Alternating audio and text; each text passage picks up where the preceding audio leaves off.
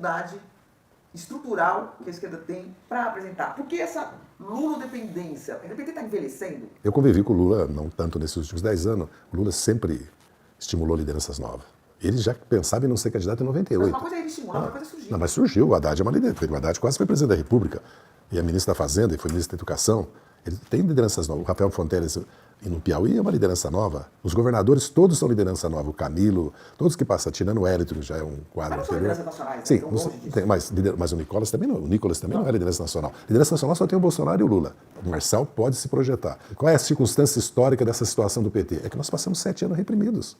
Vamos lembrar que nós enfrentamos o Mensalão e depois a Lava Jato, certo? E que nós não só quase perdemos o registro do PT e o Lula foi processado, condenado e preso, o Lula. Não vou nem falar de nós, eu e outros. E nós não podíamos sair às ruas com símbolos do PT, quer dizer, nós fomos segregados socialmente.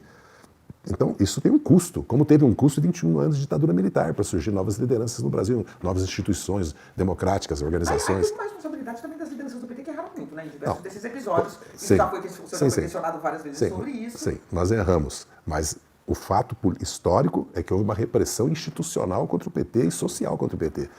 Mas não por responsabilidade do PT? Responsabilidade nossa, mas nós sabemos que isso foi pretexto. Porque em outros momentos a questão da corrupção, como por exemplo a compra de voto na reeleição do Fernando Henrique, era para o Fernando Henrique perder o mandato, se fosse conosco. E virou. E vários outros casos. A página foi virada. Então, ou seja, houve uma responsabilidade, mas houve uma desproporção. Não é que é distorção. No fundo, a luta contra a corrupção nunca foi um objetivo real de parte das elites do Brasil. Porque se você pensar que o Jânio foi eleito contra a corrupção, que o Collor foi contra a corrupção, isso é ridículo. E que o próprio Bolsonaro, de certa maneira, encampou a bandeira anticorrupção e a família dele e ele são... E ficou por isso mesmo, né? Nenhum processo conclui do Bolsonaro, nenhum. Da maneira que nós fomos processados e condenados, da maneira que eu fui cassado. Da maneira, eu fui cassado. Hoje em dia, se for olhar meu processo de cassação durou 3 meses. Eu fui cassado sem prova, sem nada. E caçaram o Roberto Jefferson também, porque não provou que houve mensalão. Eu fui cassado porque eu era chefe de mensalão, depois o Supremo me absolveu. Mas a razão que eu fui cassado, o Supremo me absolveu. Porque depois a questão da corrupção, não podia me cassar sem trânsito julgado, né? Então, foi o objetivo político de me tirar do governo. E o objetivo todo foi, porque derrotar o PT por causa da política econômica, social, por causa da política externa, era muito difícil. O PT foi derrotado com a bandeira da corrupção, que é histórica no Brasil. Derrubou o Getúlio, era um objetivo contra o JK, contra o Jango também era subversão e a corrupção. Não, a corrupção e a subversão. Me lembro que a palavra de ordem primeiro da ditadura, depois a ditadura não só a corrupção ficou impune, não podia nem se publicar, quanto mais investigar.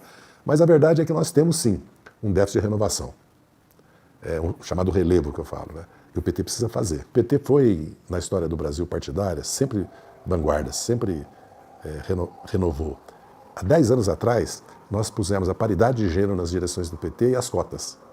E o PT tem eleição direta para os seus cargos.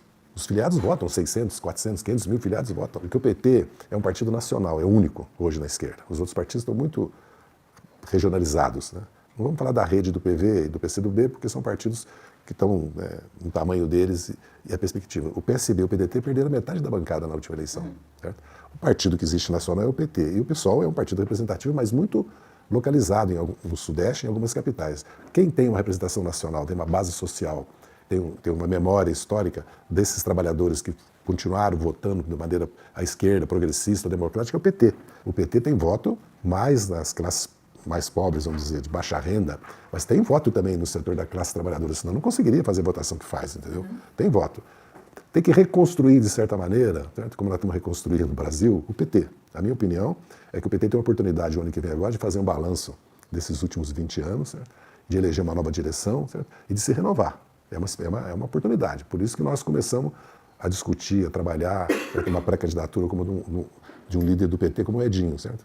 Que representa um pouco o momento que o PT está vivendo, o momento que o Brasil está vivendo. Mas ele não chega a ser uma nova liderança, né? Qual é o momento que nós estamos vivendo histórico? É outro, não é? No mundo e no Brasil. Então precisa um partido para esse momento histórico. O que a direita está fazendo?